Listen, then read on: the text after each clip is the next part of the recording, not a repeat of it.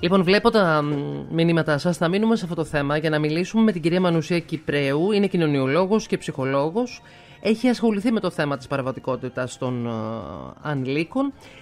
Θα την πρώτα απ' όλα να πω καλησπέρα. Γεια σας κυρία Κυπρέου, καλώς ήρθατε. Καλησπέρα κυρία Ζαρακέλη, ευχαριστώ για την πρόσκληση. Και εμείς ευχαριστούμε που είστε εδώ. Λοιπόν, σκεφτόμουν από πού να ξεκινήσουμε από όλο αυτό το θέμα. Έλεγα νωρίτερα, μιλώντας με τον Υπουργό, για το θέμα της ύπαρξης εφαρμογής.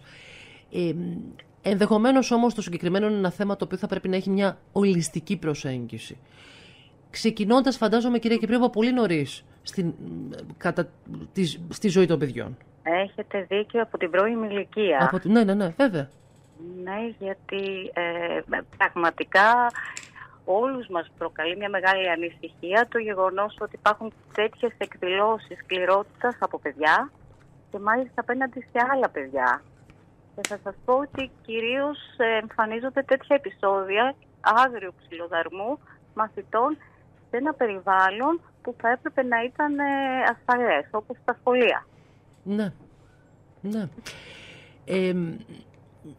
Θα ρωτήσω για το bullying. Εγώ δεν σας κρύβω ότι το θέμα του bullying είναι επίσης μια πάρα πολύ μεγάλη συζήτηση.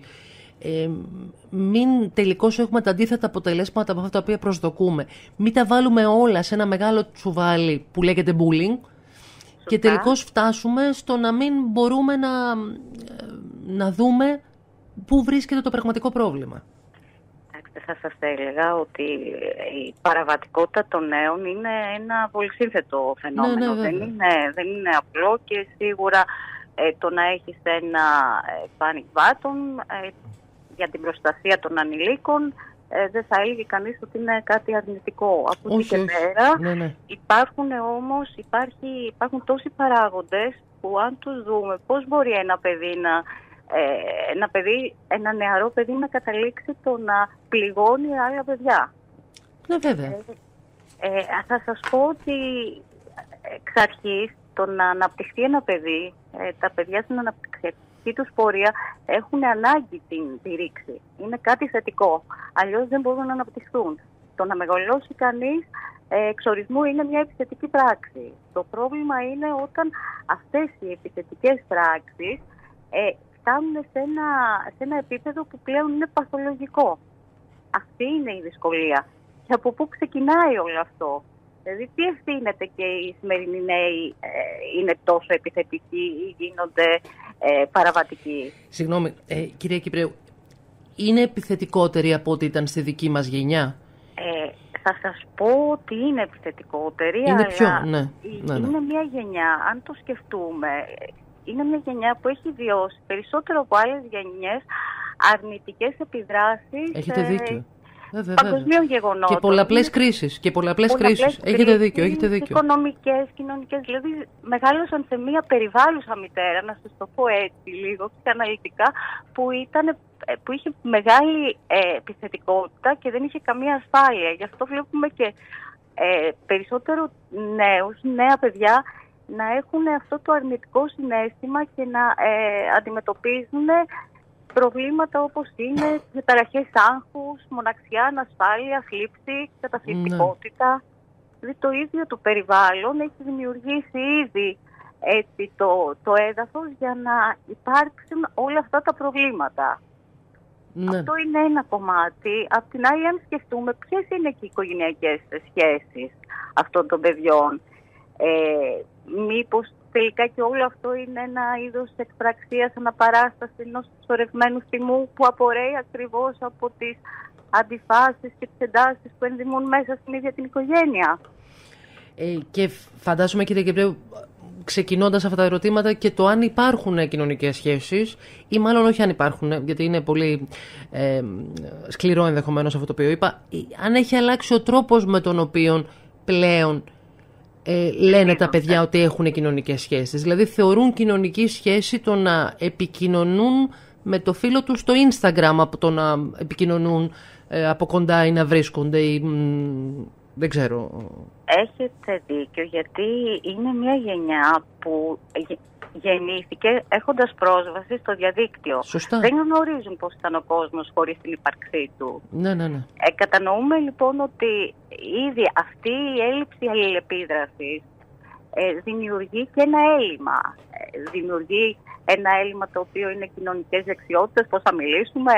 Βλέπουμε νέα παιδιά που δεν ξέρουν πώς να εκφραστούν. Το εκφραζόμενο συναίσθημα δεν μπορούν να το πούνε με λόγια.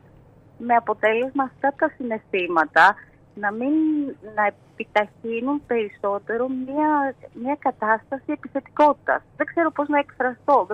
Επίσης, παρατηρούμε ότι δεν υπάρχει αυτό που λέμε η συναισθηματική νοημοσύνη. Δηλαδή, πώς αναγνωρίζω τα συναισθήματα του άλλου, τι του προκαλεί η συμπεριφορά μου. Δεν μπορώ να το αναγνωρίσω αυτό.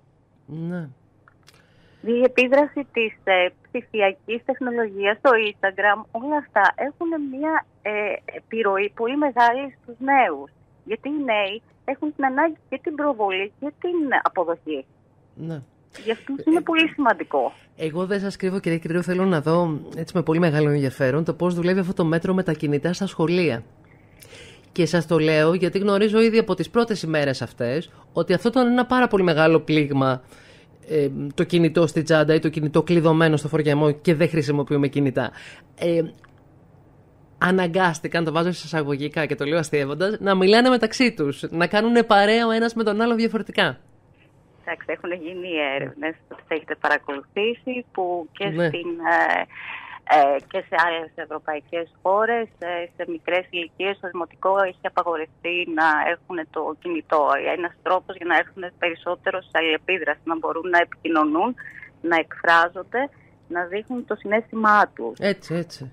Αλλά πέρα από όλα αυτά τα μέτρα, εγώ θα σας πω ότι όταν ένα παιδί έχει ένα γονιό που ο ρόλος του είναι παθητικός, που δεν έχει ενεργητική επαφή με το παιδί, με το τι συμβαίνει στη ζωή του, τι ανησυχίες έχει, όλο αυτό δημιουργεί μία αίσθηση μοναξιά στο παιδί και η επιθετικότητα είναι ένας τρόπος να νιώσει παντοδύναμο.